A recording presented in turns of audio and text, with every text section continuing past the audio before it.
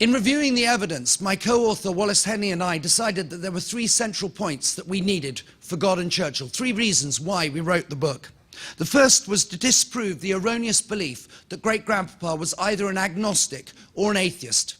Up until God and Churchill, historians had always written him off as either agnostic or atheist, but God and Churchill proves very definitely that he was not.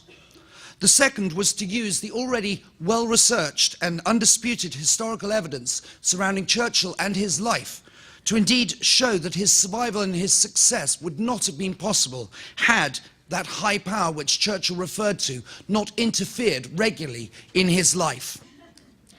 Having proved that not only Churchill had a faith in God, but also proved that God actually did intervene in his life, Wallace and I both felt that this would offer hope in a world where we honestly feel somewhat hopeless in some cases.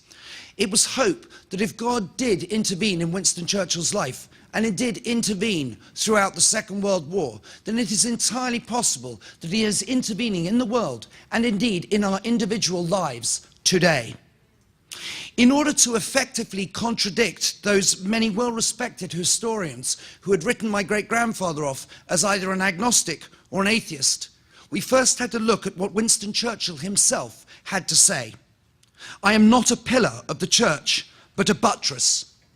It is a common misconception that in order to be a person of faith, you have to become dogmatic, or indeed you have to attend a regular religious service.